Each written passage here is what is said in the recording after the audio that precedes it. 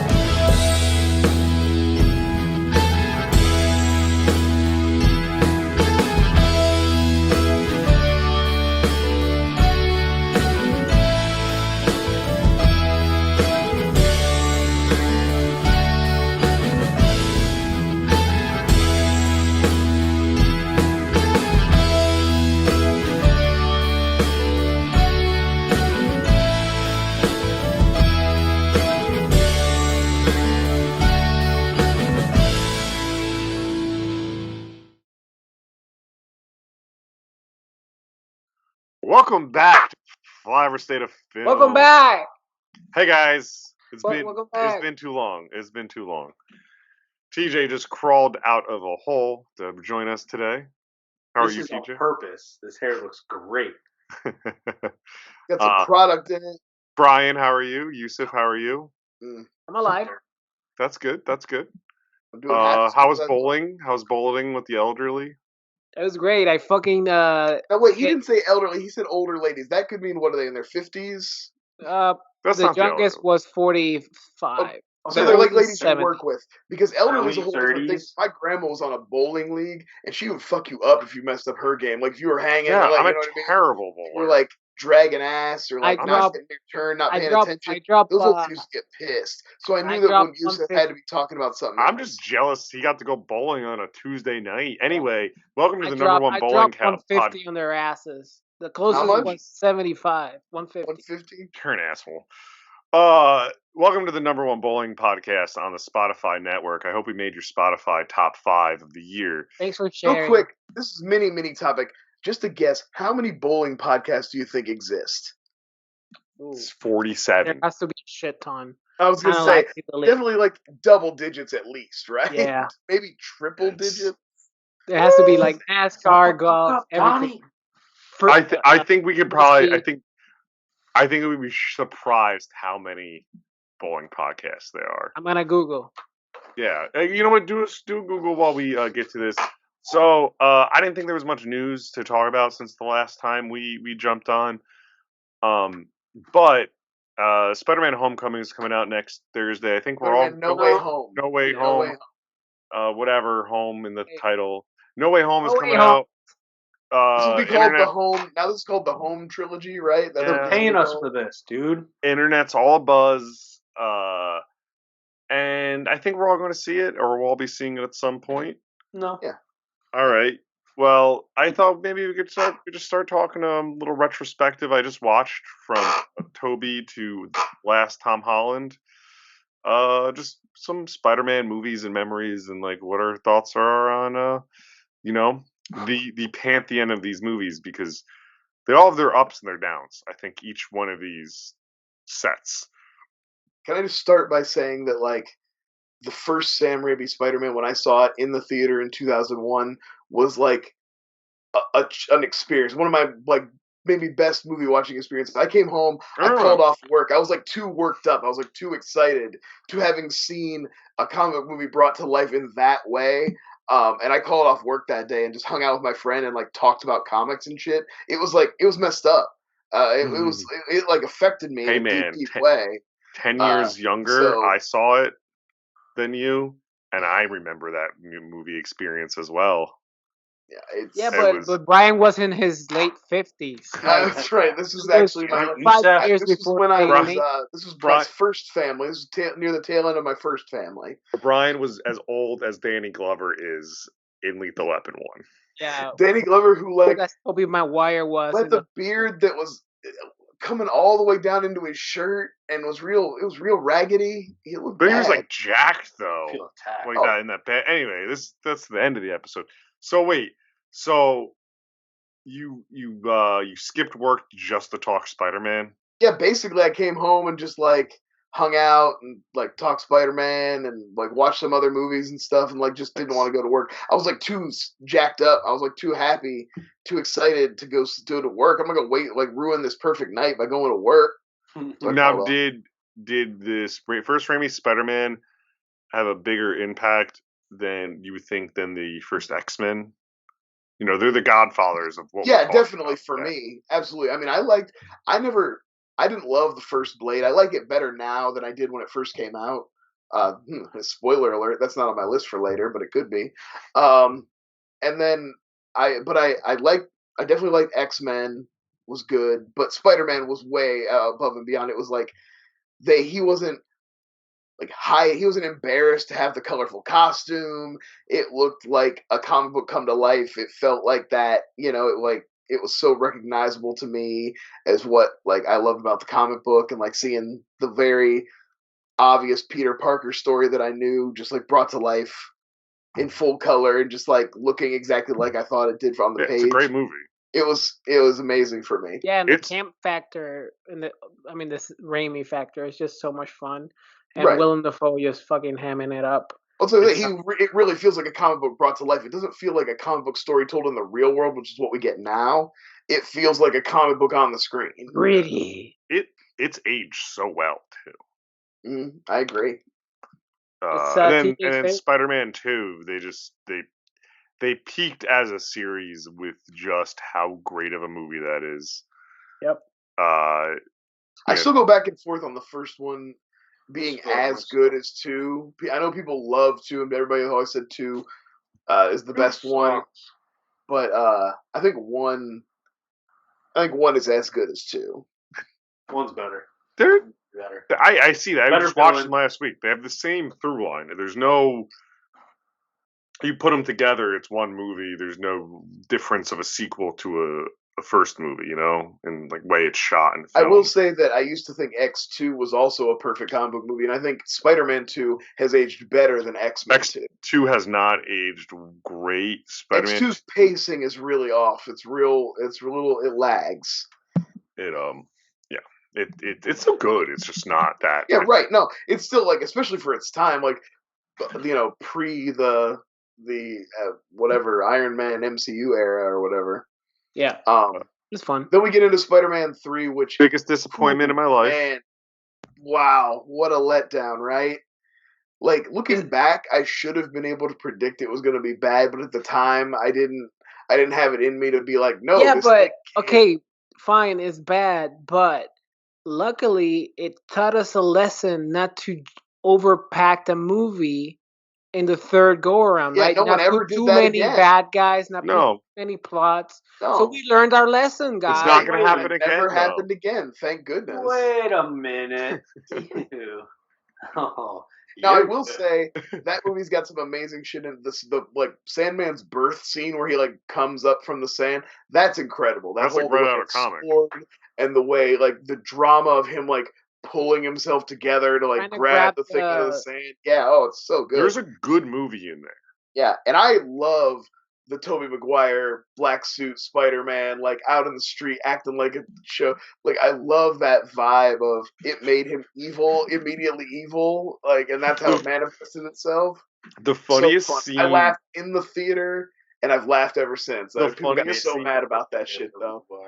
The funniest scene of that whole thing is in the jazz club. He goes to that like clearly model playing the hostess, and was like, "Give me some sugar," or like, give him some shade. Give him some shade. Yeah, and he slips her like a 20. It's funnier than him dancing, and she's like, okay. All so ridiculous. I was a Venom fan at the time, as growing up in the '90s and whatnot, and like seeing him thrown away with such disregard bummed me out. And then finding out later it's because he was forced down Sam. It's like, I like Venom, but I didn't want anybody to have to put Venom in their movie they didn't want to. Like, that sucks too. I did like Topher Grace. I still like Topher Grace. But like, I like him as a person. Yeah, I like Topher Grace. An interesting actor. It's just weird casting. But it is, but I can see if you're trying to cast the like evil twin, the evil mirror image of Tobey Maguire, I can see how you land on Topher Grace, right? I get it. Like to me that part makes sense. Win a date That's not with what Tad Eddie Brock is in Hamilton. the comic books, though. What movie Eddie Brock was in he the in comic where books is like a bodybuilder. Yeah. Which one of his friends slept with his wife because he thought they died? What? What's that movie? that's Tom McGuire movie? Brothers. Oh, brothers. Yeah, who's the brother? Jake Gyllenhaal. Jake Gyllenhaal. That should have been. Who's I in was gonna say, isn't that Spider-Man? also the plot of Pearl Harbor? Yeah. Yeah. Who fucking knows, Brian? I just know we lost. Okay, I'm just asking.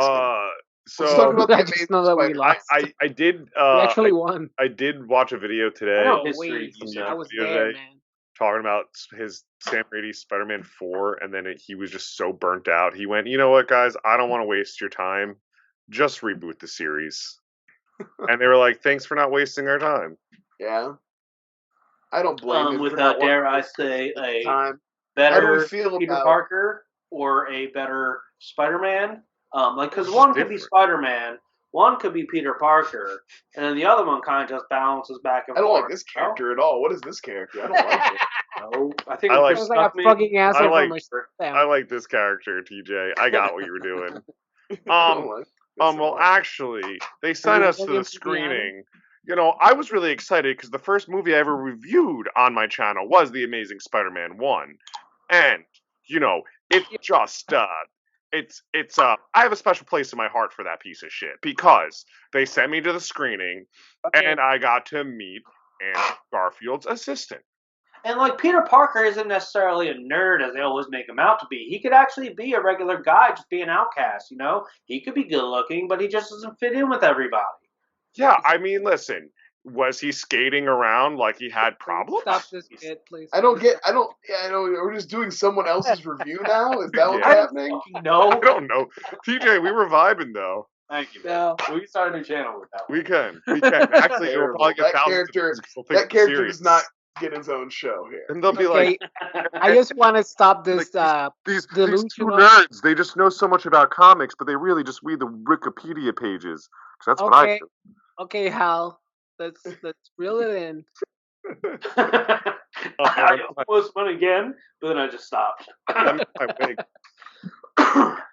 So, the Amazing Spider-Mans, how do we feel about them? Does everybody universally hate them? I don't think the first one is awful. No, it's fun. Like, it retreads a lot of ground, and I wish that the lizard looked more like the comic book lizard. I want that long crocodile face, Yeah. you know?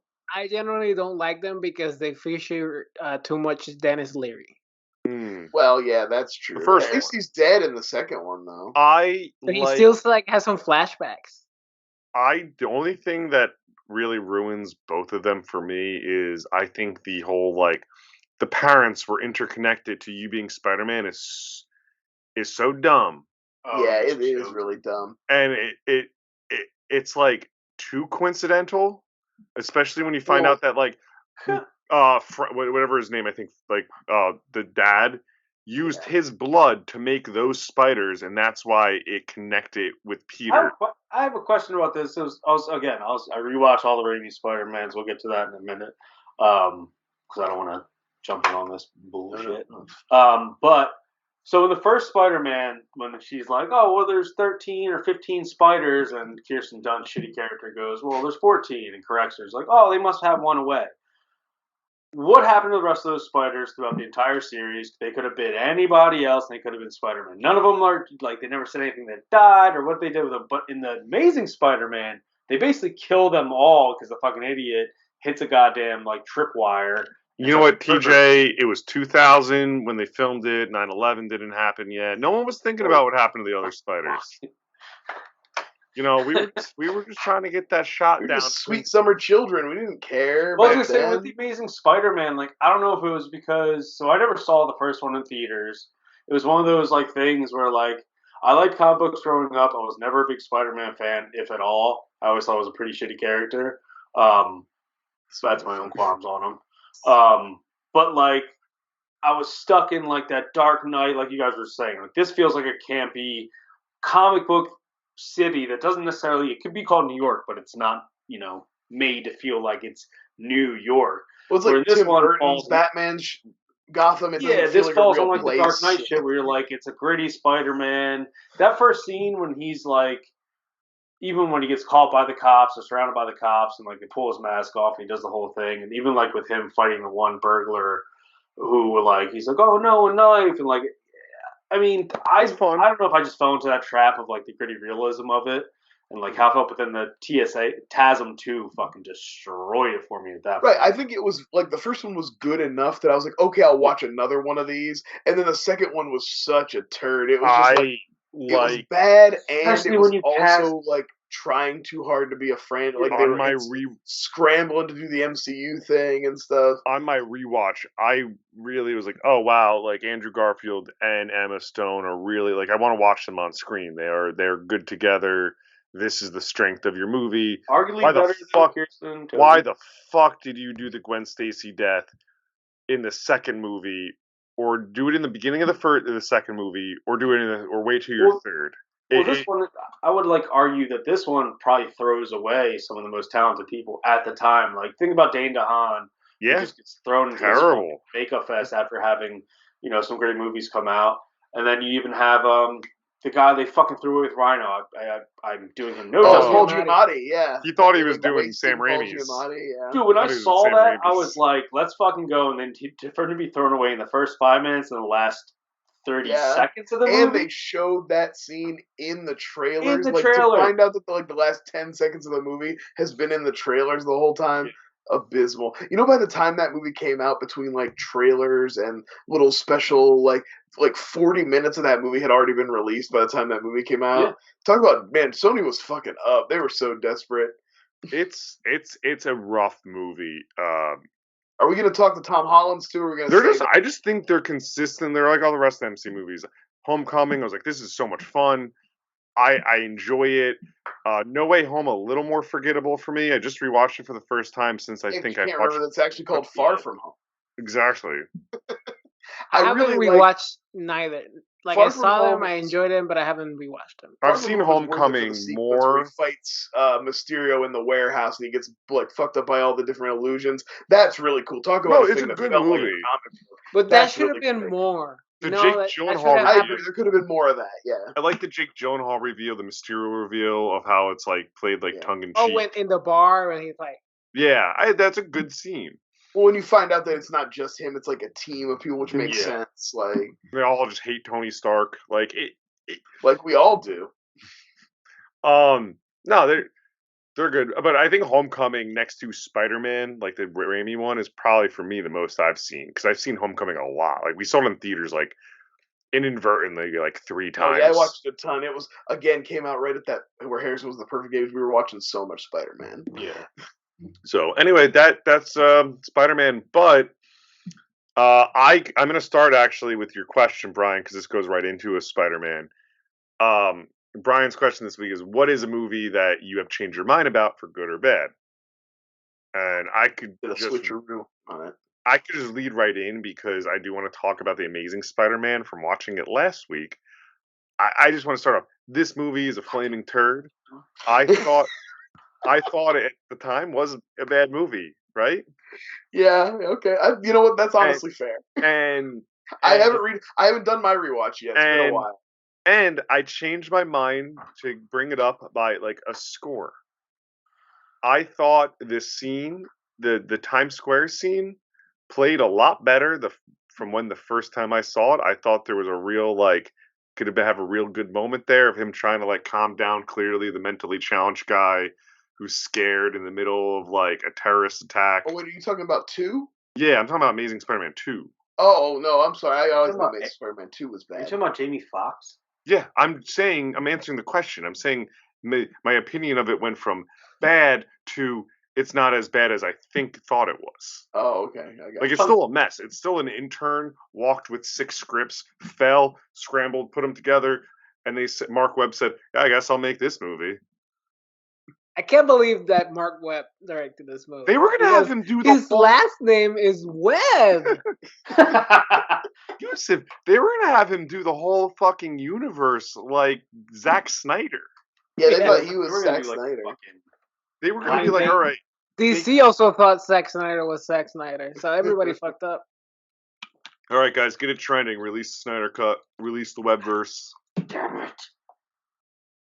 we didn't. The only thing we didn't mention, which I think is hailed as like a lot of people hail as the best of the Spider-Man movies, but nerds online actually are making it their personality, so it's becoming annoying. Is Into the Spider-Verse is amazing. Oh yeah, that's the thing of like that's like me saying that the best Batman movie is Batman Mask of the Phantasm. Yeah, Or a very Lego Batman movie is the best Batman movie. that's a good one too. But that is I know becoming a somebody fucking that says that. that is becoming a personality for some people online. So They did It's release becoming a a- trailer. They did release like a teaser for the next movie, which does look great. it looks great. Dude, Um, that anyway. movie's fucking amazing. Let it go. It's amazing. Enjoy It's it. amazing. Anyway, Brian, ask your question. I just want to answer that Spider-Man 2 because I did write it down and I thought. Oh yeah, everybody knows the question, but I thought TJ, since we're still talking Spider-Man, this is the perfect time for TJ to say whatever he wanted to say about changing his mind about a movie. Okay, you said some bitch. Well, Joe already stole my thunder because I was gonna say after rewatching the first Spider-Man, I get it. I think it's a real fun fucking movie. I actually had a moment where I'm like getting like goosebumpy around the face. I was like, that first moment where he like looks at his hands and does the wall climb. It's so good. It's so Go, good. Webb, go. And like, yeah, William Dafoe, like him and back and forth in the mirror, like that Yeah. whole. That's like, and look, Jekyll and hiding in the mirror. Yeah, like I get everyone thinks the Spider-Man 2 is this fucking incredible fucking movie. It's not. And everyone just rides on Alfred Molina's performance. It's basically all it is, because other than that, it's fucking awful. Anyways, I think William Dafoe's Green Goblin absolutely demolishes that entire performance of Alfred Molina. His wife died. It was his fault. The claws took over his brain. Great. To have William Dafoe, I could watch a whole movie William Dafoe plays against himself in a goddamn mirror. Yeah. For whatever goddamn reason it is, it could be any Like movie. the Lighthouse, all but Lighthouse. both I of them was- are Willem I Dafoe. was- That would be I so was much better.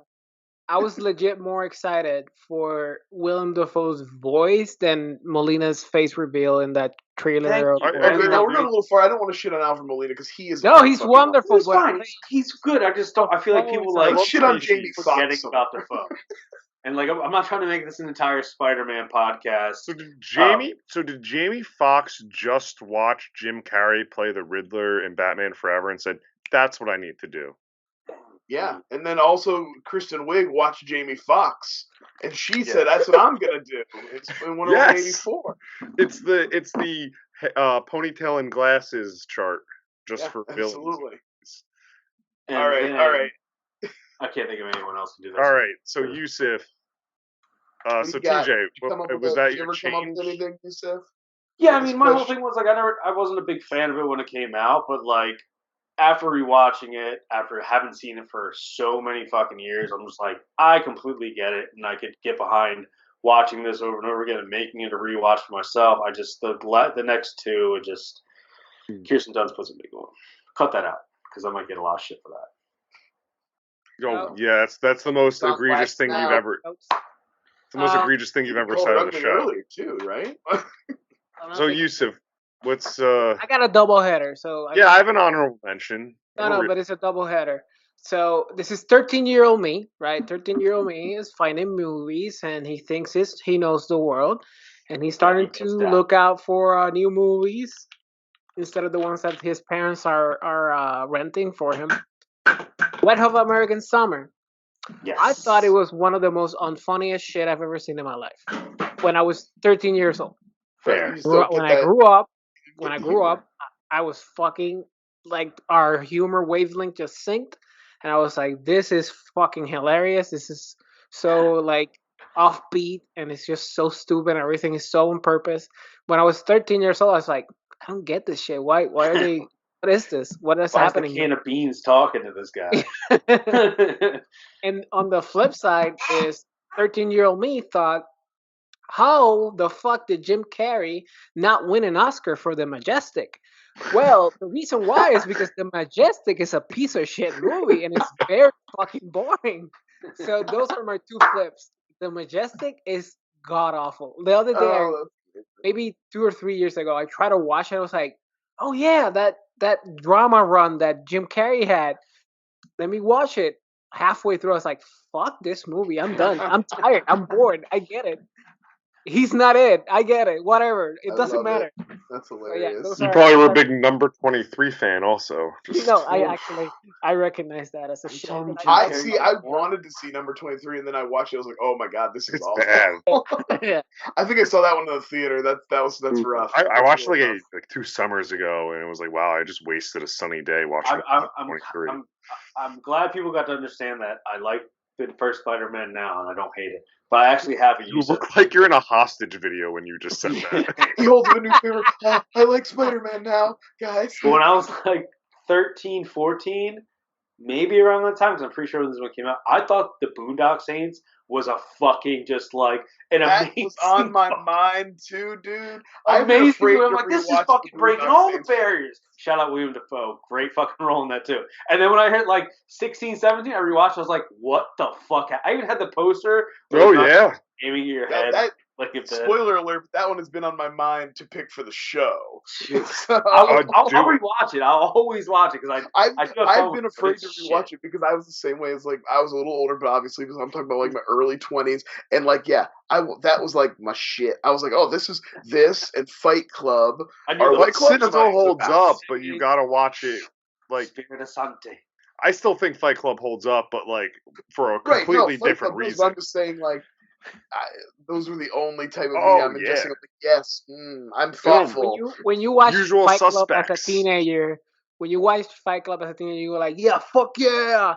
And now you watch it as an adult, it's like, oh, they're making fun of this. Yeah. Yeah. Oh, You know what? see how this is not good or cool, actually. Oh, You know what's fuck. one of that time that doesn't hold up at all? I think at least it's not even the Kevin Spacey aspect of it. Is American Beauty. Oh yeah, a lot of people pointed We out talked about American that for a Beauty long is one time. of those. They're like, oh, boo hoo, oh, I'm bored because I got too good of a job and too easy of a life. Like, Yeah. Yeah, It's there was like, a lot of movies that way. A kid charges way too much for weed, by the way, too. Anyway. Brian, TJ cut Kevin Spacey a deal. Call me up, buddy. Yeah. TJ's been wanting to hook up with Kevin Spacey anyway, so it's a good I time. love K-Pass. He loves redheads. I'm the Fuck. I had a couple here, obviously, but a big one for me was Blade Runner, original Blade Runner. Obviously, I'm a big Ridley Scott fan. I definitely understood like the technical mastery that I was seeing when I watched Blade Runner, but like I never really could get into it, and it really wasn't until 2049 came out in 2017, and I really liked that, and then I went back and kind of like the thoughtful pacing kind of helped me like reintegrate to like get my mind right for the way I should have been watching the original Blade Runner, and then I could enjoy it more. Yeah. And now I like that. Those two very movies slow, are so good. slow pace, very heady. So you have to kind of understand. Either had been prepped for it by other movies that build up your way of viewing that type of movie, or understand what you're walking into. Because a lot of people walk into sci-fi movies expecting either action or horror or just funny. But this is just complete mind fuck with some action in it. There's action, but well, it's legitimately like a noir movie, but it Yeah. just happens to like have the best sci-fi aesthetic of the 20th century. Yeah. Like something one that was that has more been copied influential 20,000 on what came. Well, right, I would say I've argued. I still need to before- watch. I need to give Blade Runner a revisit. I had the same thing, Brian, when like I tried watching it and just couldn't connect. It was a couple of years ago, so I didn't even It's like bother. I'm watching it and I know what I'm 2009. seeing is good and well made and like amazing production value. Obviously, the world, like we talked about, most influential sci-fi aesthetic of the between that and Alien, like definitely had a wider reaching effect than any other movies. I would say, like just look at every anime ever, like since then. But yeah, it was. I knew it was good, but I just never loved it. I wasn't, and it was one of those things that all my fellow sci-fi nerds were constantly on about, I got so many. It was like kid loved, and then oh, that's not that great. Like you're saying earlier, Yusuf, about like as a kid you watched, like or whatever Brian or TJ, the Boondock Saints.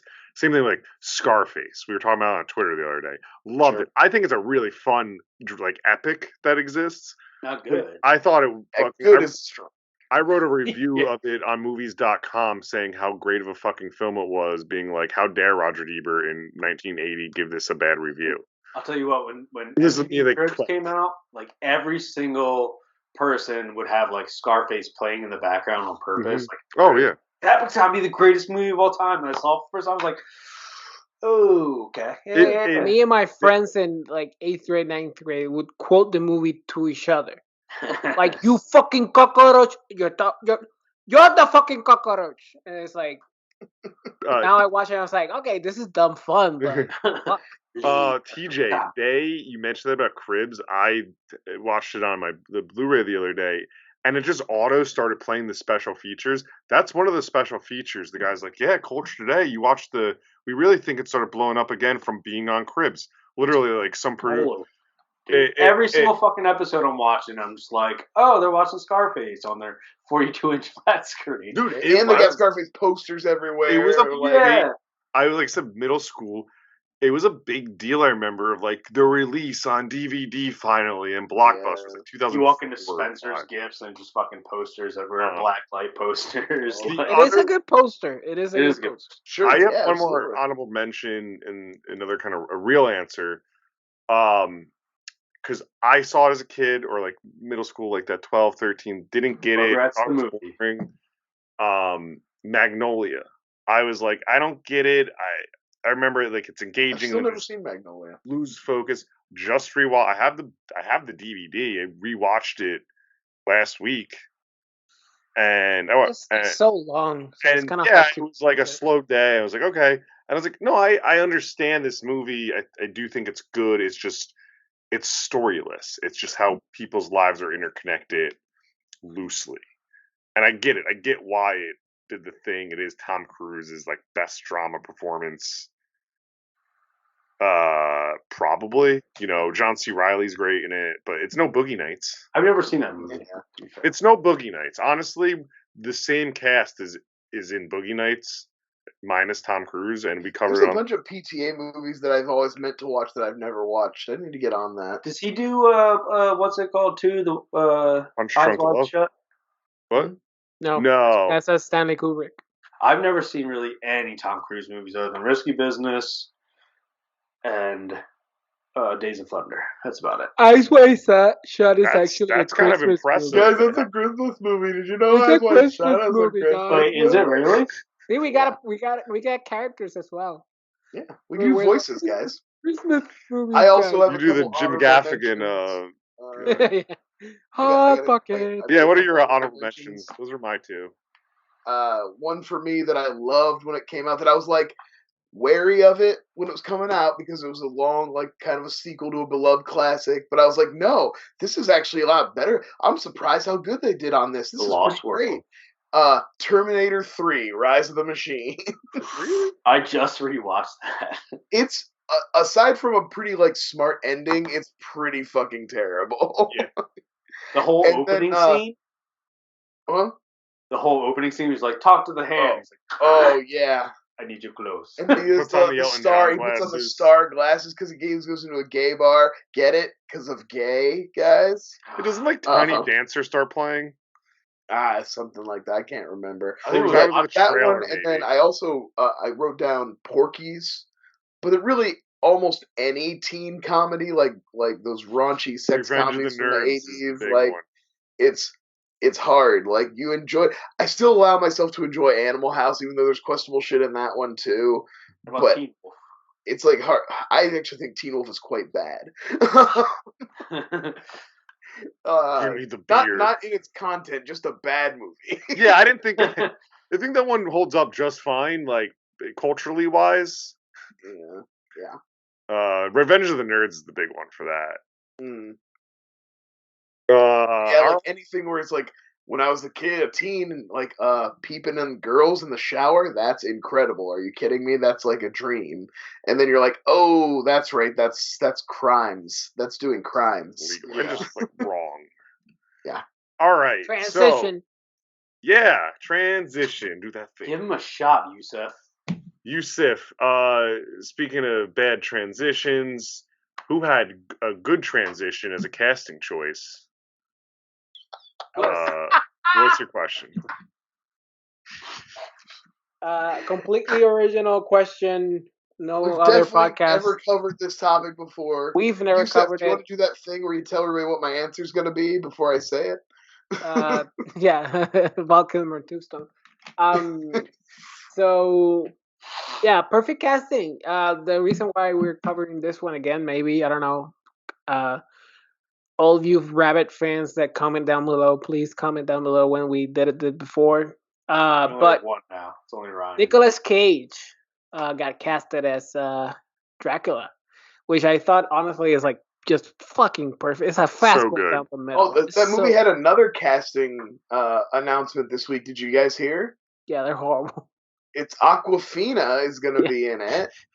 And as soon as they said that, I was like, oh, then this movie definitely does not take place in the past because Aquafina is a person who could not exist in the past. Like, you can't do a period piece and put Aquafina in it. Fucking Well, they're hate trying to her. replicate Keanu Reeves in Bram Stoker's. Oh, that would be hilarious though. If she's trying to do an accent.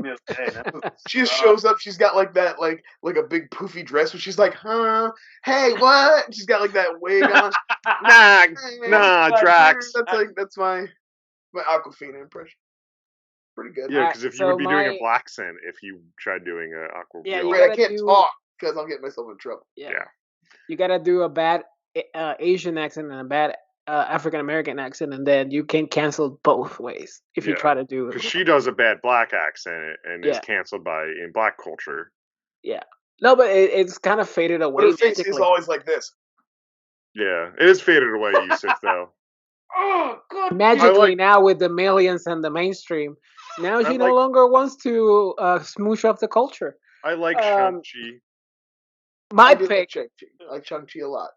My pick was Sean Astin as Sammy in Lord of the Rings.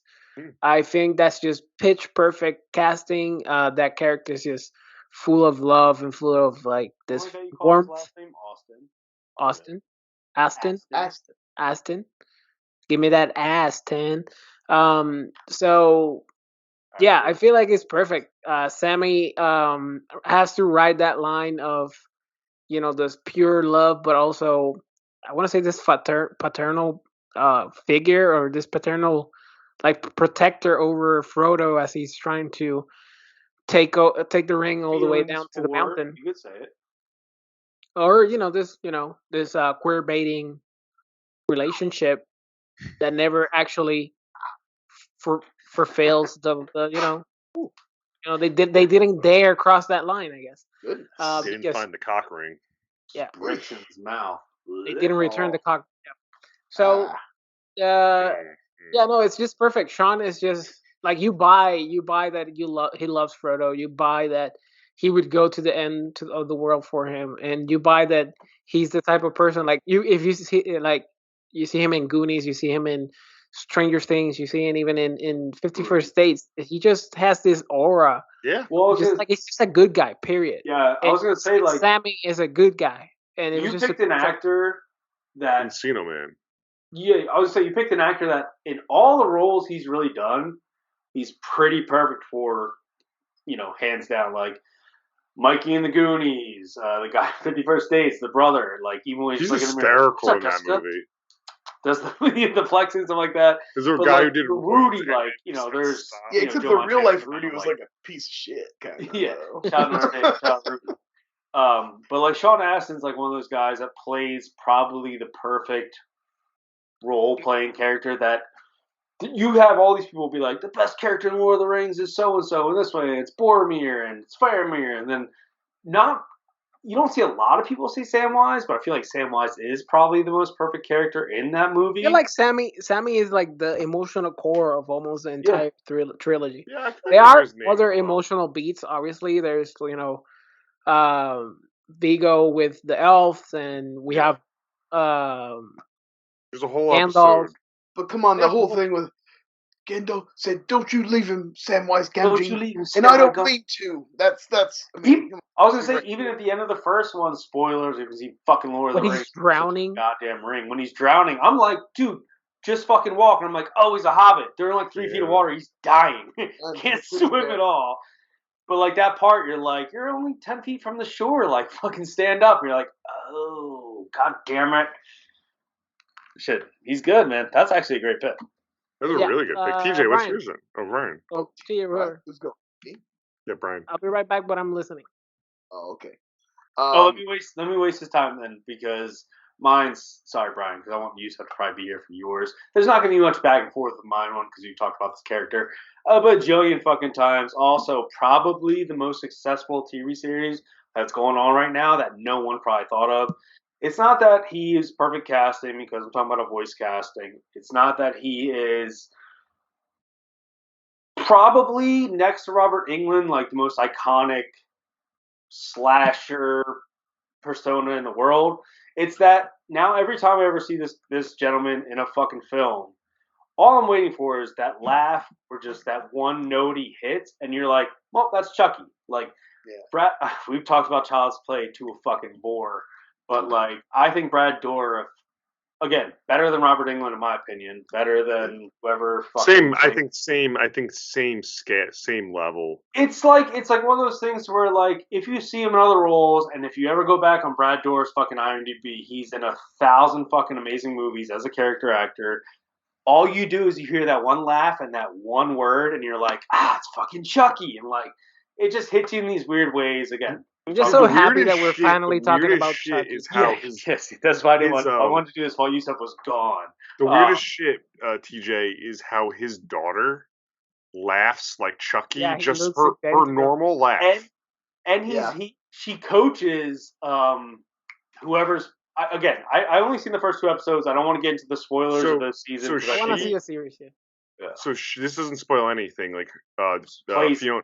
Yeah, Fiona Dourif though doing like I watched her doing like press, like an interview for the new series, and she's just laughing at someone's joke, and it's the fucking Chucky laugh. It's like she was trying to show the young male actor who plays the younger Charles Lee Ray in the show how to laugh on like a Twitter clip. If you can find that, throw that up there. I did see that. Absolutely. It's really fucking good because I'm like, fuck, man, like he's so iconic in the role and the voice, because you can be a character, you can look great, you can look just like the comic book, you can look just like the storyboards and the whole nine, whatever people want to see when they actually read the description of a character. But Brad Dourif for me is something that kind of transcends that type of thing, to where he could look like Brad Dourif in all these fucking movies, in Priest, some shitty throwaway movie where it's a vampire hunter shit.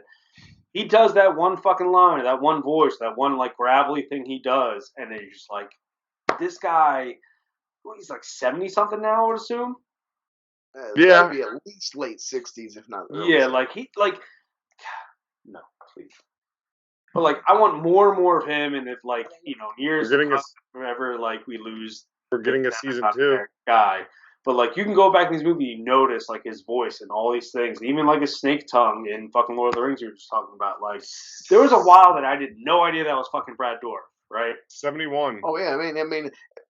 The city burning. Yeah, and like when you get the third one, when they find him up on the tower and they're like doing the whole thing, it's just so good. But Brad Dourif, man, I think that's probably one of the best casted characters, up there. But yeah, we don't talk about Chucky enough, guys.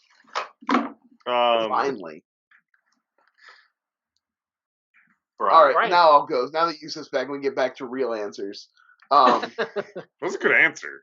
It is a great answer. I tried to, He's 71, by the way. Get out of my rut and not say the same things over and over again. I just started thinking about like who comes to mind when I think about more recent movies and stuff that I just loved. First one came to mind: John C. Reilly in Kong Skull Island.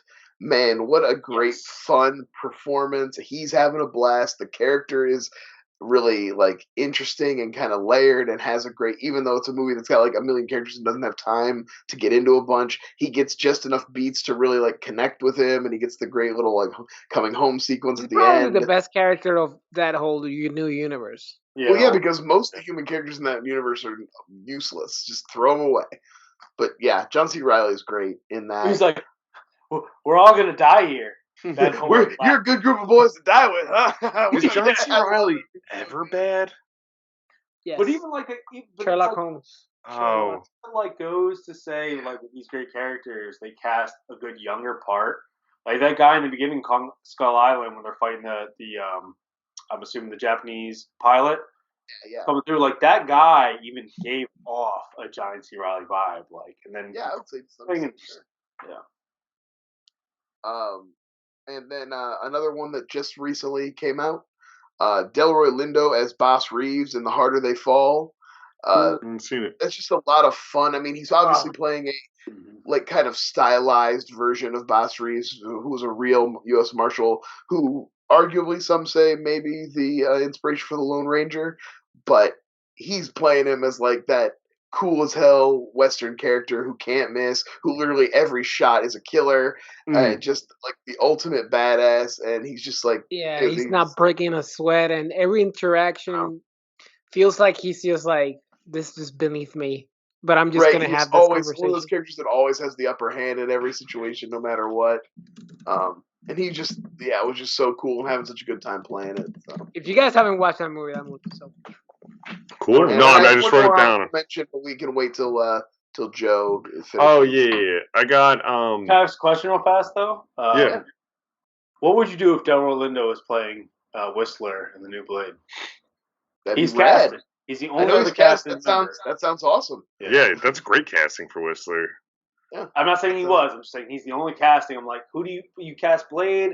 You got to cast Whistler. So that'd be great. No, seems like a great. It could be like a version of Dracula in the MCU. Yeah, he could be the bad guy.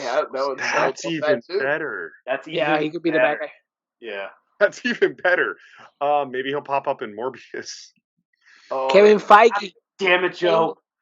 Anyway, because even though Kevin Feige's like Venom will take him, Amy Pascal's like and take Jared Leto with please. and Morbius. When does Morbius even come out? November? Probably November happened already. Maybe in like March. No, I think it's like January. The end of December, January, like early. Oh, it's a fuck you, January. January. It's a fuck you, opening January clip of him transforming. Fuck you, it's January. So yeah, my pick is it's just the perfect casting, and Christoph Waltz as Hans Lander in *Inglourious Bastards*. Just from the minute on screen, that's Hans Lander, and honestly, he's never been able. I know he's one. Feels like the part he was born to play. Yeah, like this character was created to play this one part. And like I know he won another Oscar for playing another Quentin Tarantino role, but like I feel like he can never shake that just like evil Nazi. Yeah. And just that first cold open and you meet him and you're just being introduced to this world and the fucking glass of milk. And like that's a bingo. It's just iconic cinema. And I think that role falls. I was trying to think of this question more of like what role would fall apart with someone else, and I think that role falls apart if Quentin Tarantino does like, oh well, I was a big fan of this. It's Steve Buscemi. Yeah, of Steve Buscemi, and he hasn't worked in a long time, so let's have him as a German Nazi hunter or whatever. It'd be like it's scary, it's a scary role, but like that's Hans Lander. You remember the name. Yeah. I think it's hard to remember names of specific characters, especially in movies that have big ensembles. So that's kind of where I went from. Do you guys have any honorable mentions for this? I actually have at least one. I have one too. I could save it to the. What? Go. No? Sorry. Just because it was cool, this guy now gets a consistent day job doing this. Matthew Lillard as Shaggy. In the two Scooby-Doo movies. True. Like great casting for humans, right? Just like perfect. Matthew Lillard, another guy, every movie he's in just steals the movie. And then, it literally got him a day job being Shaggy for the last 20 years. Yeah. Up until Will Forte was the Shaggy in the new movie, right? Oh, yeah, but I think they were supposed to be younger, so I think it didn't take. Yeah, that movie sucked anyway. Yeah, he didn't take anything from Matthew's plate. My only other thing, and I guess this is more just thinking about roles that I've really liked and really connected with me. And these are both in two of my favorite franchises in the last decade. Andy Serkis as Caesar, Mm. and then Michael Fassbender as David in the Alien movies. Damn it! Like, Okay, I just want to. That's a great pick. I just want to kind of coattail that a little bit. And I was going to say, I think Michael Fassbender as Magneto in the brand new Oh yeah. is like spot on, especially at the beginning when like the only reason I thought that is because you were thinking about like Nazi the hunters. scene where he's like pig farmers and who was the other one? He's like something, and like that whole scene with him and the Nazis. yeah, I was thinking about Fassbender and Inglourious Bastards too. Yeah, I was like, that's probably one of them. I would probably throw up there too. But I think, yeah, I mean, Michael Fassbender as David. Again, we are a big Prometheus fan club podcast. We think it's a great movie compared to what a lot of people think. But that is probably wild when I see people talking shit about it. Like, you'll always see in one of those, because obviously the King, Ridley Scott, has been in the news like for months, just flying off the handle. We talked about that last episode.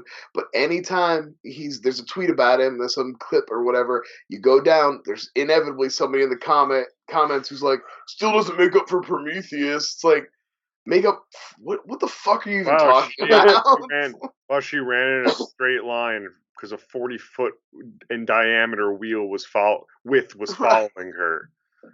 And that's like their only complaint is the it's Charlie always like, the guy got why'd the guy reach at that snake?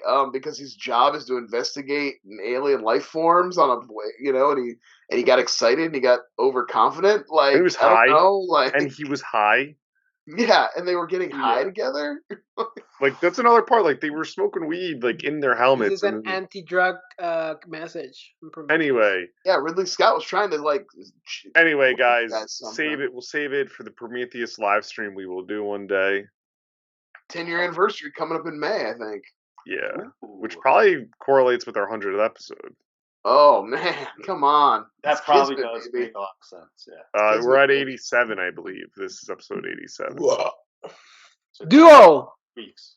Best duos? All right, yeah, best duos. No, duo we want to see, not a best duo. Dream duo. Duo we want to see. Dream duo. So, TJ, ask the question. Yeah. Hey, guys.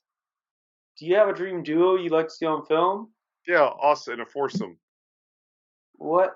What? We're here now Just in a foursome. Oh, yeah. Well, I mean, it'd probably be like chemistry-wise, I don't fucking know.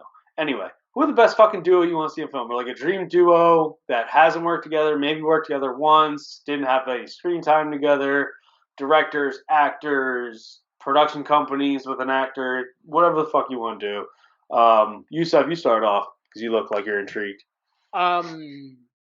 I didn't know how to approach this question. Ooh. So I could have just pitched a wonderful, incredible movie that they would have stolen from me, like they're gonna steal Lindo being Dracula. Or I could have pitched. Hollywood's listening. Yeah, they are. Dude, if that fucking happens, can I just say, if that happens, if for some reason that's casted the way it is, you own everything. Money. You can walk away. All right. I need money from it. Also, I'm calling that at least one of those variants is Tony Stark from the alternate universe. Those bad guys. That's one of my other things that I've called. That won't happen. But I was thinking about what is one of my duos that I really love, and who could kind of assimilate that same energy and would be fun to see in a movie. Not necessarily a remake, but recapture that magic. And I was thinking about Back to the Future. I was thinking about Doc Brown and Marty McFly, right? I was thinking about that energy, that chaotic energy of Doc Brown, and that smooth talking and just quippy energy of Marty. And I was thinking about, we need him back. We've forgiven rapists, at least the country at large has forgiven rapists. So let's forgive a racist. So I want Michael Richards back. I want Michael Richards back, you know? He didn't rape anybody. He had a great redemption on Curb. He didn't manslaughter. I'm not going to lie. I was literally just talking, because obviously we've been watching a ton of Seinfeld. It's on Netflix. And just like how much effort he puts into every scene. And like you can tell he's got like little bits and like little thought out stuff. And like we missed out on so much more from him. His post Seinfeld career, he could have given so much more. So and like, he made a mistake. and he would. But like, I think he's been in actor jail long enough compared to like Well, how we that's what let I'm off saying. some other the people. season of Curb played off his dealing with the N-word incident perfectly, and I don't think enough people watch Curb. Not No, enough but regular he gave people watch growths. Curb. he had growths. Yeah. Anyway, I just rewatched the season. So he will be my Doc Brown type character. Ooh. Obviously, he's like this. He's older now. He can be like this chaotic energy, and I want a quippy young actor. And I'm legit. I'm very serious here. I find this actor to be one of the most hilarious actors right now in terms of this young generation. And his name is Skyler Gisondo. Yes. He's the dude Santa from Clarita Diet. Booksmart. He's the dude from Booksmart, from Santa Clarita, and from Righteous Gemstones. Oh, Yeah. he's so good. He is was so the kid in the goddamn. He was a Vacation little remake, kid too. in. So he was one of the young Shawns in Psych as like a little kid. Yes. He is. Oh, And it's also the little. He's Tommy Doyle in the Rob Zombie Halloween remake. Yes. Yeah, that's This asshole is I like so him as an fucking funny. actor. His line delivery is pitch perfect. He Yeah, has he's this good. dumb face that you like. He's just like a perfect Marty. Obviously, Michael J. Fox was kind of more slightly suave, but he still had a punchable face, and he perfectly captures that energy. He's very funny. He has perfect line delivery, and I can imagine them just like this perfect banter that could, because you've seen him like especially in Santa Clarita, like when the family is just like almost attacking him or yelling at him. He's the perfect comedic actor that can just bounce off the energy and just like deliver a perfect line that the audience can laugh off. Like, Yeah, okay, he's a great reaction. That's So that's the duo that I want. That's my Wait, the kid Marty. from the new Vacation fucking movies? Yeah. One? Okay. Yeah, Yeah, they he's fine, were. he's funny, yeah. I always like you said. I always like when it pops up in something. I says more of that Psych connection of like, ooh, I remember you as a He's really good in Booksmart too. Like He's I so know funny Yusuf in mentioned Booksmart. Booksmart. That's a He's great role for very him funny in too. Santa Clarita Diet was a great show that needed Yeah. one more season. Yeah, it could have used one more season. I really like Santa Clarita Diet too. I haven't seen Righteous Gemstones, but I'm assuming he's Oh good. my god, so good. He's wonderful. Brian so yeah, was tweeting that's my about duo, it. man. I was Hollywood, call me, baby. The new season coming in January, I think. I thought we were doomed for like to not get one. I was so happy to see that trailer drop. Oh, so exciting. That's a All right, good. beat that, Brian. I think that's the best. I think that's the best Danny McBride show so far. I think they just keep getting better. I really, really liked. I don't know. Eastbound and Bound just tells such a big arcing, like fucking weird story. I don't know. We'll save this for. I think I only saw one season of Eastbound and Bound. To be fair. Okay, it's not the baseball. It starts the baseball and then it goes to strange places. Anyway, Brian, what do you got? What was the question again? Duos. Oh, the duos question. That's right. Sorry. I got hung up because the different. I got locked in on the actor-director thing, and I started thinking about like actor I like, director I like, and also like but trying to vibe on people who like would fit and be interesting. And I think it would be really interesting to take Bob Odenkirk and put him in a Quentin Tarantino movie. I think he's like Better Call Saul has shown that he can do the drama, and obviously he's funny, so he has that balance of like to do the kind of Quentin Tarantino dialogue and like play out those scenes. I mean, he wouldn't have to be he doesn't have to be the star. He could just be in the movie. He could have a good scene, like give him one really good. He doesn't have to drop the N-word every 2 seconds. What kind of? But I would like him to drop it at least once, just one time. What kind of Tarantino movie? Like what lane of Tarantino? Well, I think he needs to get back to like I would like to see Tarantino get back to doing a modern movie, like another gangster, like maybe a more modern gangster movie or something. I'd like to see him walk away from historical events. Maybe. Yeah, that'd be fine. I'm ready for it to see him do something just like totally that's just a fantasy, just a story. Just a new crime story that's in 2021. Like that, yeah. All right, cool. What if they did like I know Brian, you're a big fan of this, the Leslie Vernon movie, but like Bob Odenkirk is like an everyday serial killer written by Tarantino, but we like live his days throughout, like what he does, how he. Yeah, I think that could be great. Ooh. That's good. Yeah, I think that'd be real. That could be excellent. Hollywood, we're just throwing gems. We're just giving I don't get to do that much, Hollywood. So hey, how do we watermark these ideas? right. My other pick for this was our old logo, just the dog in the. the dog flies on. My other pick for this was Larry David in a Christopher Guest movie. Oh yeah. Seems like a no-brainer. Like Yeah. Christopher Guest does that same style of like the actors know where the scene has to go, but it's mostly improv and like worked through, and just like merge the Curb world with that. Like let's give me Larry David in that environment with those people, with Larry David do scenes with Eugene Levy and Catherine O'Hara, and like put him in there. Like they had Ricky Gervais in For Your Consideration, so come on, like same type of deal, Good. Yeah, it is mine now. All right, mine. It was actually more going writer director. I feel like this one's just obvious because they're of the same. Not obvious, but I would like to see M. Night, and we could flip either way you want to go with this, but I'd like to see M. Night Shyamalan write. No, I'm sorry. I would like to see M. Night. Yeah, I would like to see M. Night Shyamalan write a movie and Jordan Peele direct it, or vice versa. Or vice versa.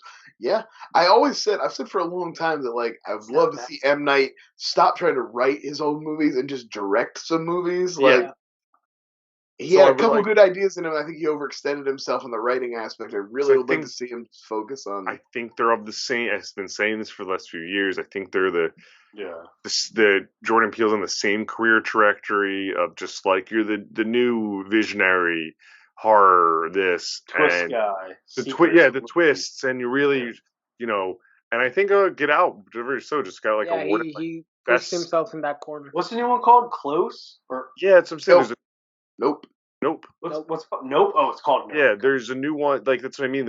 There's the new movie. They're hyped up right now. Like, and it'll be one of those things where Us was only okay, and if Nope isn't great, he's gonna start to fall into that trap. Yeah, and then they'll give him. I'm guaranteed they're gonna give him some sort of IP to do if Nope doesn't work. To like, wasn't he supposed to do Akira at some point?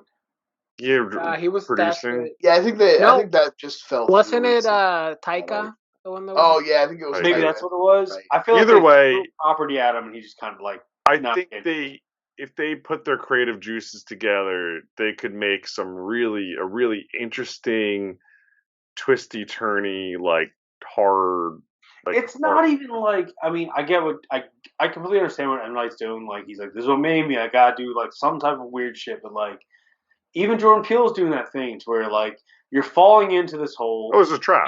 We don't give a fuck about the twist per se so much, as long as the story that leads up to that twist makes sense to us. So when the twist happens, we go, okay, cool, yeah, that's tight. You know why? Or it's just a normal movie.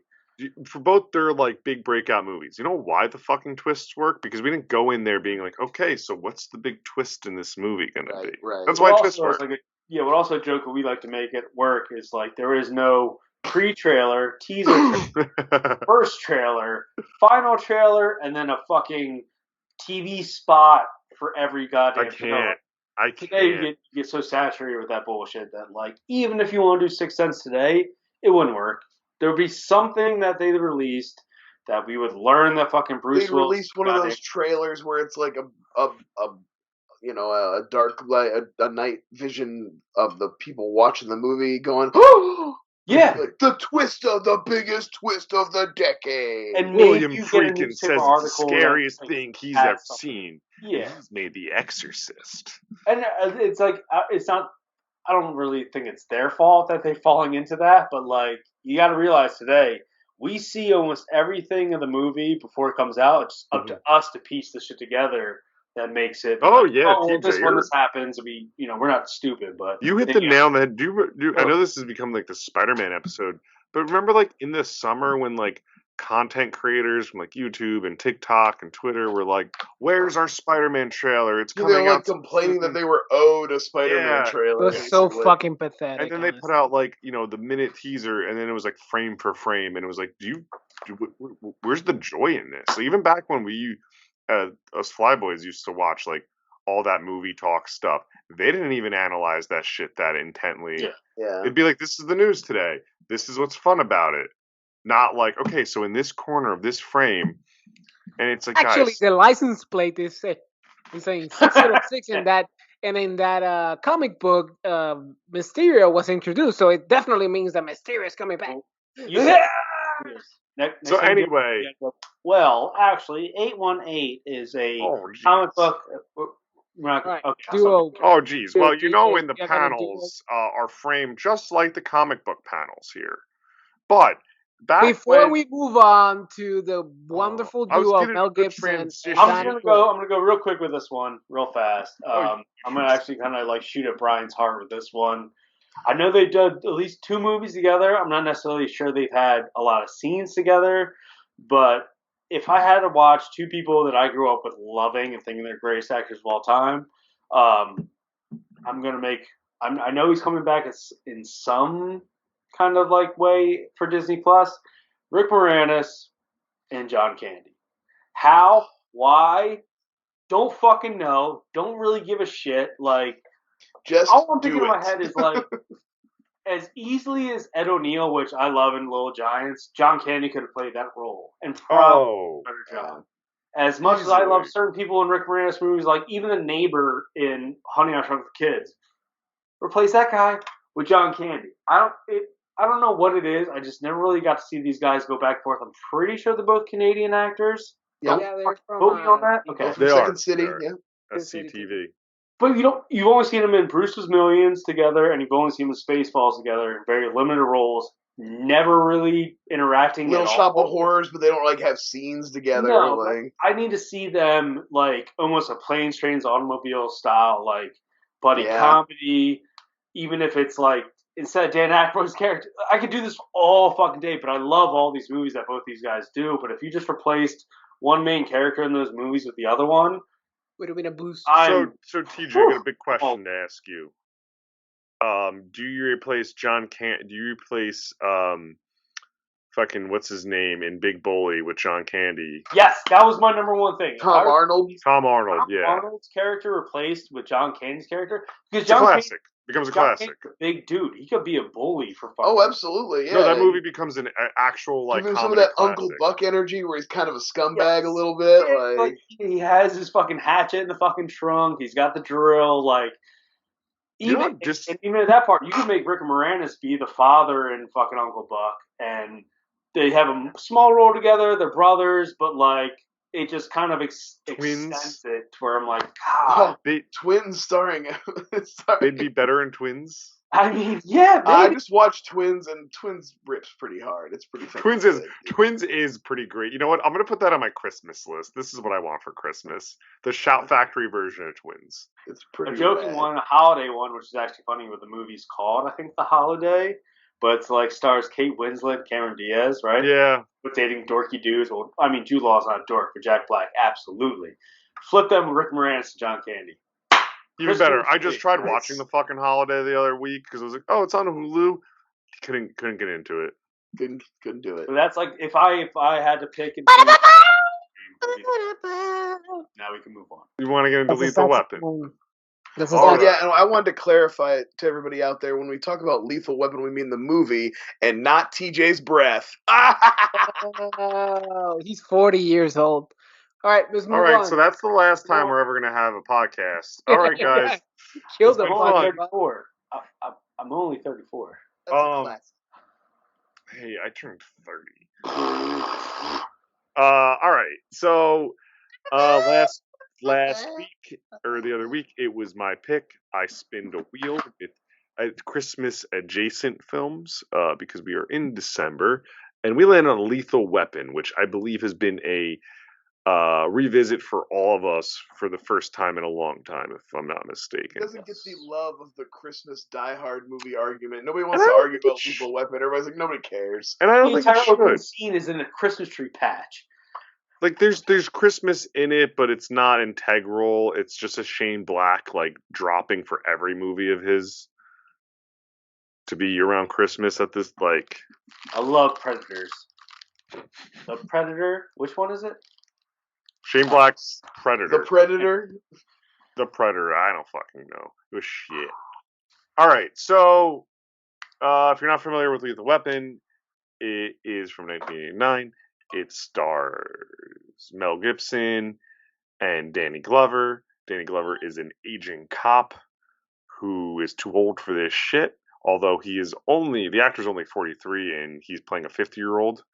And then he stays a 50-year-old for a long time. Like, I still think Danny Glover's just 50 years old. Is it just me, or is it weird to go say happy birthday to your dad when he's just soaking his nuts? So weird. There's no That's bubbles. really There's no weird. bubbles covering him up in that There's nothing. tub. His It's dick so- is out. And and- then he tries to drag it. He's going to pile drive his son into the dick. He's going to He grab was his like, kid. He's reaching up to grab him like this. It's I'm about gonna to teabag. And his one daughter's like 22. Yeah. Question: how many people of that age actually take baths? Another weird thing. He was probably just relaxing. Yeah. I don't know. But Soaking his own filth. so, just real quick, Mel Gibson is a fucking suicidal cop who literally should not be a cop. I can't wait to get into that. They get partnered up together, kind of to keep Mel Gibson in line because Danny Glover is more like straight laced. He's not going to hopefully be suicidal. Like the like police psychologist, like this person is a danger to have on the street.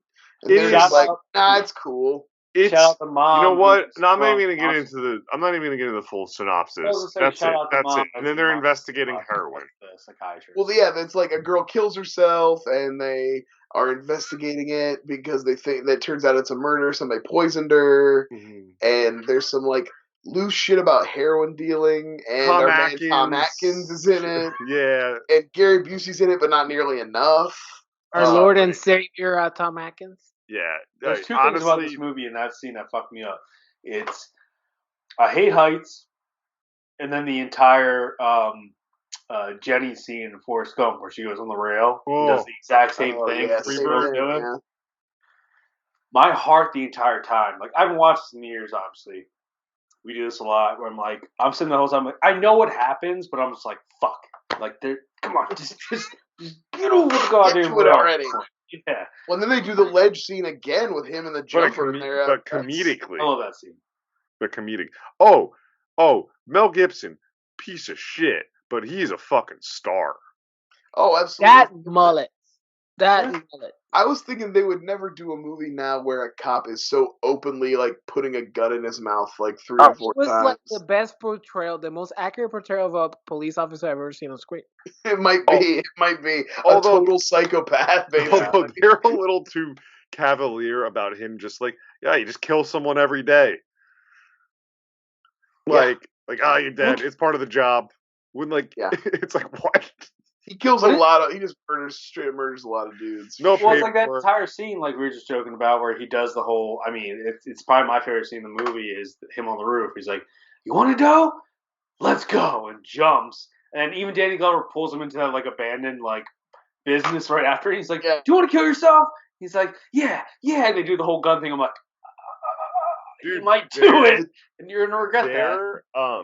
Their chemistry is undeniable, though. I mean, we watched a special hollow point bullet so that he makes sure he does the job. He's like an extra dark little like. He's Oh, dark. I was like, He's oh, detail. somebody act. Do you think Logan Put it took to a his nice little closet. note from that? Well, Logan's like he has the fucking adamantium bullet. He doesn't do it, but he keeps it for that reason. That's a lethal I feel like weapon. there's a nice nod to Lethal Weapon. Yeah, Australian actor. Yeah. Not racist, but super racist. You know, those two. Both suppressing their gayness. Both Holocaust deniers. That's well known. Whose music is that? It's the Lethal Weapon soundtrack. Ignore it like the movie does. So I will say this. It's Danny Glover driving down the fucking street and this music is playing over it. And you're like, what is happening? I was Why is watching. this so sexy? I was watching this movie, and Laura has no affiliation to this, except she was like, I could only think of It's Always Sunny. And the movies they made for Lethal Weapon, and then I couldn't stop not thinking of them just switching fucking roles.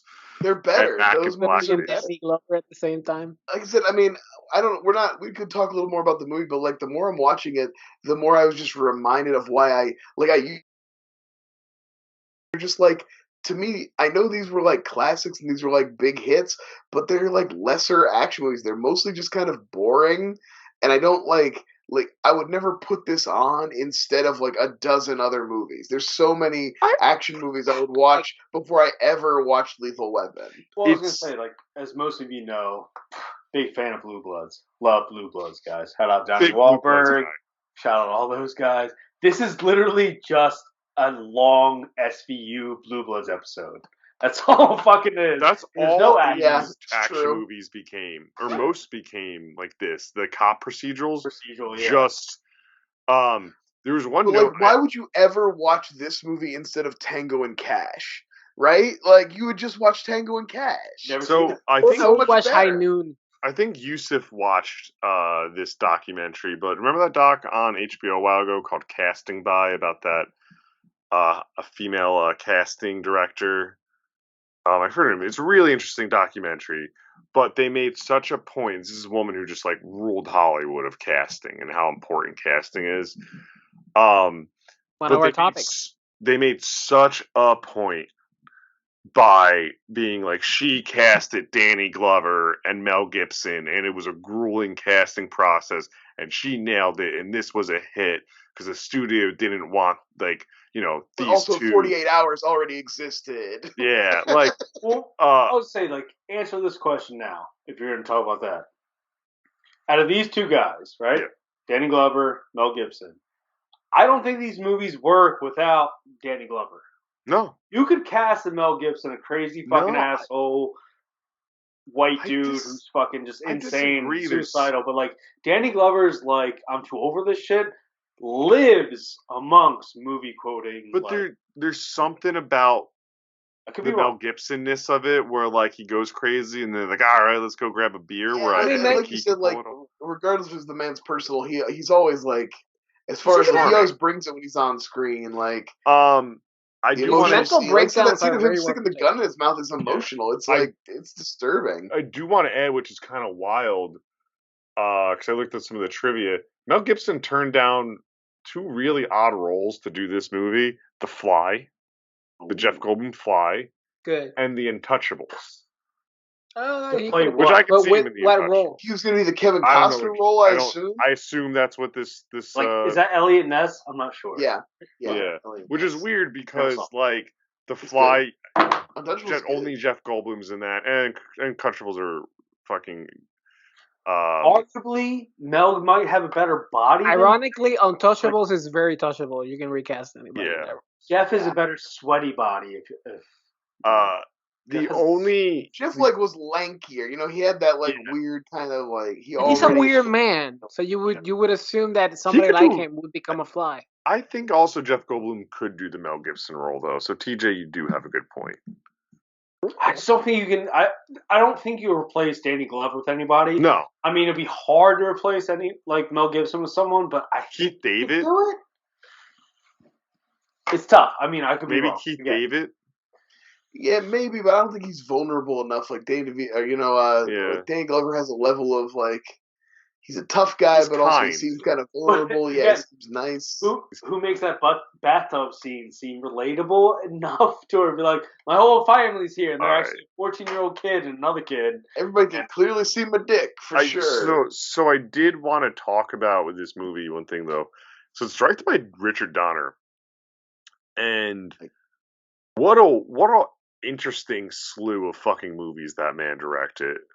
Yeah, right. Like he starts with The The Omen. Omen, then does two kids movies in Superman 1 and 2. I mean, like family movies, and then The Goonies, and he does in between. Also, he does The Toy, which is really racist. And then he goes and does Lethal Weapon, but then he does Scrooged, like, and he made sure to do all 4 Lethal Weapons, which means he was like, no, they're his my baby. movies. It's a real Wes Craven Richard scream. Donner. I gotta capture Mel Gibson rolling and shooting at the same time. Like, this is my cinema. That was and also in the filming of this movie. Did anyone notice the tone shifts in this fucking movie are so dramatic? Oh yeah. Like also everything is very jarring. The comedy, the music, the fucking suicide, the action, the the ending action bit of prostitution. them It's like where am I going here? rolling around in the rain with cops watching them just beat the shit out of each other. It's hilarious. And what used to pass for Noah martial style. arts in movies, in American movies, is embarrassing, man. Oh, the gorilla Although style. I do have to say, I like that he ended with a little grappling. I was like, oh yeah, you lock that triangle in, baby, you get him. That's like early MMA days. Yeah. Like mainstream cinema wouldn't have been like, "Ooh, UFC shit right now." They would have been like, "What is happening in this in this backyard?" I found the movie fun, but like make it shave off 20 minutes, you know. I was watching this movie and I realized something, and I probably have realized it before, but now I can say it out loud to tens of people. The Hollywood was obsessed with proving that you're a tough guy by holding your hand above a flame. Like when this dude is crazy, give him a light. I will say that he did it on the soft part of his arm, which is way more impressive than doing it with your hand. Yusuf, you know what I always think of about that? I think of in Coming to America. I was Joan of Arc. I was thinking the same thing in my head. I was like, she did it like on the meat of her fucking forearm too. Yeah. I was Joan of Arc in the past life. I was like, ooh. Yeah. Probably would end that date right then. It's way tougher than me. And I don't know, like high school football, dude. It's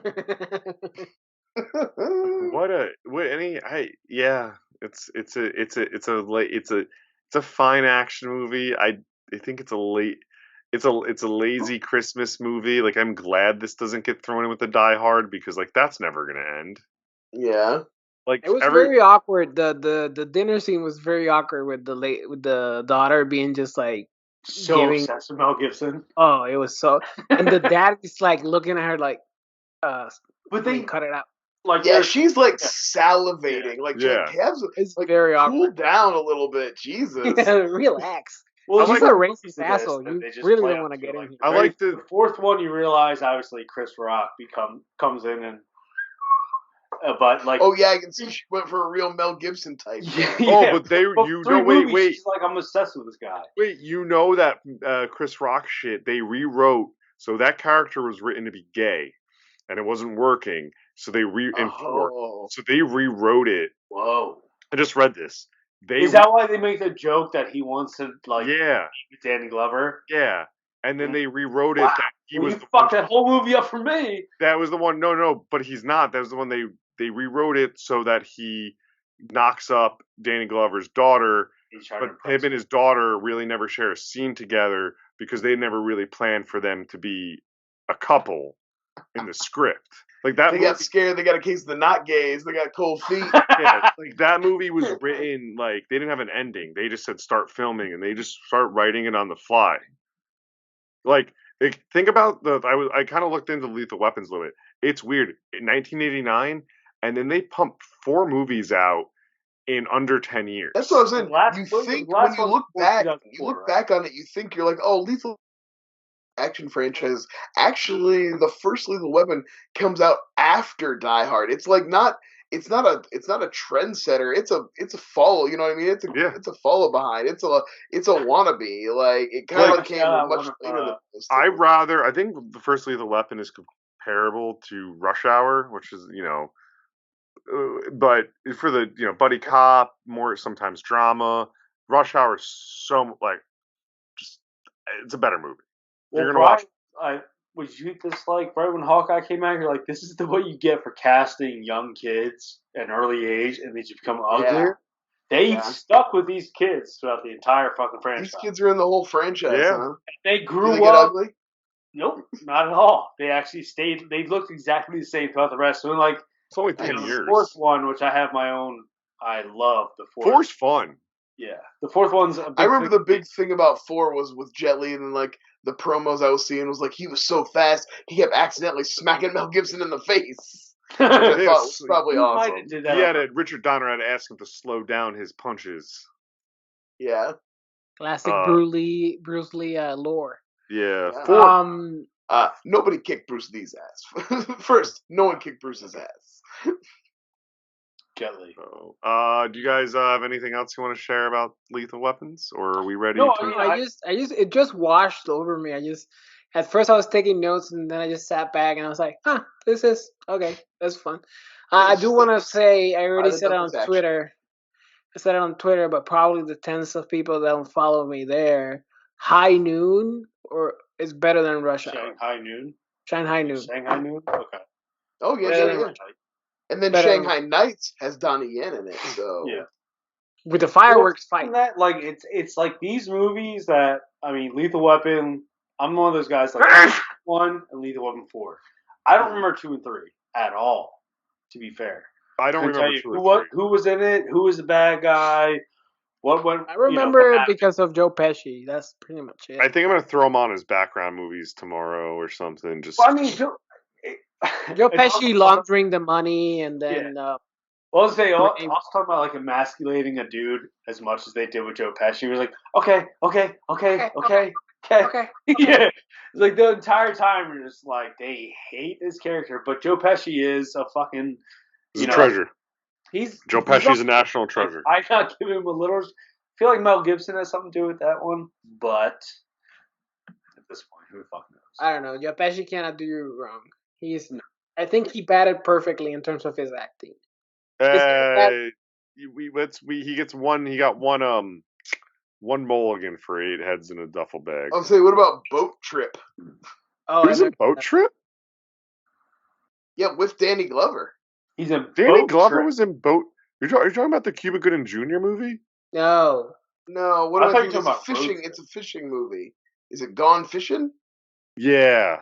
Boat Trip's the movie about Cuba Gooding Jr. and Horatio Sands end up on a gay cruise. Oh yeah, you're right. I'm thinking of, but I think it's Gone Fishing or something. Talk about another person Danny that Glover. Shout out Lethal Weapon 4 where they're on a boat fishing and they catch a shark.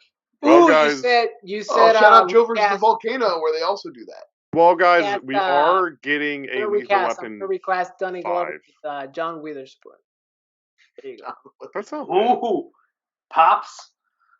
We are getting Lethal Weapon 5, I believe. Yeah. Oh, we So don't. they're gonna try to do a soft reboot of it. Can't wait. And movie I They have a rewatched. TV show. There was a TV show with Chris O'Donnell. Damon Wayans. No, Chris O'Donnell's with Y50. It's Damon Wayans and then some guy I'm not familiar with, and then they kicked him off the show because he didn't get along with Damon Wayans. And they it was Sean William Scott.